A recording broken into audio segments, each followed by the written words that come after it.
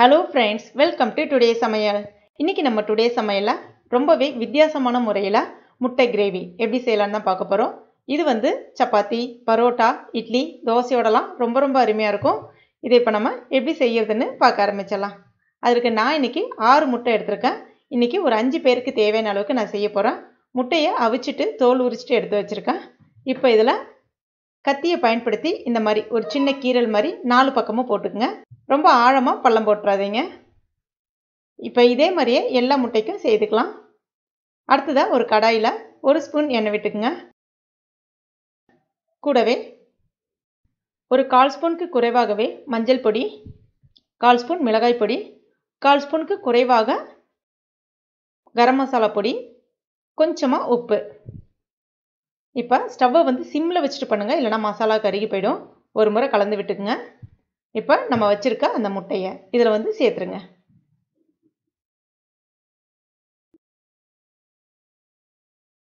இப்போ இத ஒரு முறை கலந்து விட்டுக்குங்க. ஒரு 2 நிமிஷத்துக்கு இந்த மாதிரி நல்லா கலந்து விட்டீங்கன்னா அந்த மசாலா அந்த முட்டையோட நல்லா மிக்ஸ் ஆகி வரும். இப்போ இந்த முட்டையை வேற ஒரு பிளேட்டுக்கு மாத்தி வச்சுக்கங்க. அடுத்ததா அதே கடாயிலே ஒரு 2 ஸ்பூன் அளவுக்கு எண்ணெய் சேர்த்துக்குங்க. எண்ணெய் காஞ்ச பிறகு 1/2 ஸ்பூன் ஜீரகம், 1/4 ஸ்பூன் மிளகு சேர்த்துக்குங்க. இப்போ இது கொஞ்சம் பொரிஞ்சு வந்த பிறகு 2 மீடியம் சைஸ் பெரிய வெங்காயம் நல்ல பொடிசா கட் பண்ணி எடுத்துர்க்கேன், சேர்த்துக்குங்க. இப்போ வெங்காயம் கொஞ்சம் சிவந்து வரணும். பாருங்க வெங்காயம் நல்லா சிவந்து வந்துருச்சு. 1 ஸ்பூன் இஞ்சி பூண்டு விழுது, 2 பச்சை மிளகாய் பொடிசா கட் பண்ணது சேர்த்துக்குங்க. இப்போ இதையும் அந்த பச்சை ஸ்மெல் போற அளவுக்கு நல்லா வதக்கி விட்டுக்குங்க.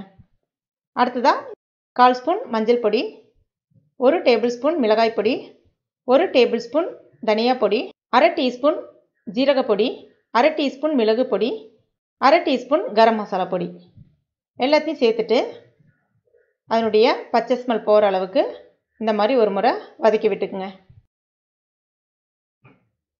இப்போ இதல ஒரு மீடியம் சைஸ் தக்காளியை மிக்ஸில அரைச்சிட்டு அதனுடைய விழுதையும் இது கூட சேர்த்துக்குங்க. சேர்த்துட்டு ஒரு முறை கலந்து விட்டுக்குங்க. இப்போ இத மூடி வச்சிருங்க. ஒரு 3 நிமிஷத்துக்கு அப்படியே இருக்கட்டும். அந்த எண்ணெய் எல்லாம் நல்லா பிரிஞ்சு வரும். அந்த தக்காளியோட பச்சை ஸ்மெல் நல்லா போய்டும். இப்போ இத திறந்துட்டு ஒரு முறை கலந்து விட்டுக்குங்க. இப்போ இதல 1/2 கப் அளவுக்கு ஃப்ரெஷ்ஷான தயிர் சேர்த்துக்குங்க.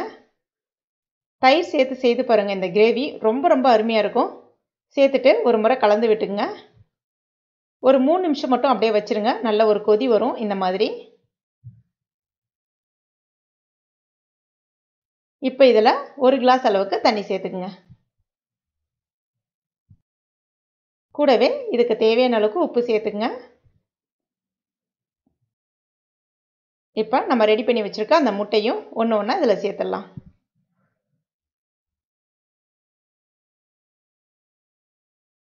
அவ்வளவுதான். ஸ்டவ்வை மீடியம் ஃப்ளேம்ல வச்சுட்டு இதை மூடி வச்சிருங்க.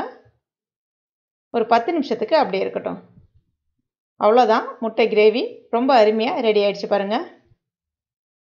இது வந்து நீங்க சாதத்தோடையும் ஊத்தி சாப்பிடலாம், இல்லனா சப்பாத்தி, இட்லி, தோசையோடையும் தொட்டு சாப்பிடும்போது ரொம்ப அருமையா இருக்கும். கூடவே கொஞ்சமா கொத்தமல்லி இலைகள் தூவிக்குங்க. அவ்வளவுதான், ஒரு பெர்ஃபெக்ட்டான முட்டை கிரேவி ரெடி ஆயிடுச்சு. இதுல நம்ம தயிர் சேர்த்து செய்திருக்கோம்ன்றதுனால இந்த கிரேவி ரொம்பவே வித்தியாசமான சுவையில இருக்கும். நல்ல வந்து ஒரு ஹோட்டல் ஸ்டைல்ல கிடைக்கிற அந்த டெக்ஸ்சர் உங்களுக்கு நல்லா சூப்பரா இருக்கும். நீங்க கண்டிப்பா உங்க வீட்ல ட்ரை பண்ணி பாருங்க.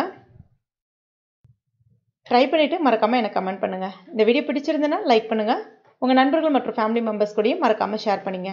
மேலும் இது போன்ற டேஸ்டி ரெசிபிகளுக்கு நம்ம டுடே சமையல் இதுவரைக்கும் நீங்க சப்ஸ்கிரைப் பண்ணாத நண்பர்களா இருந்தீங்கன்னா உடனே சப்ஸ்கிரைப் பண்ணீங்க. கூடவே மறக்காம அந்த பெல் நோட்டிஃபிகேஷன் சிம்பலையும் பிரஸ் பண்ணுங்க. Thank you.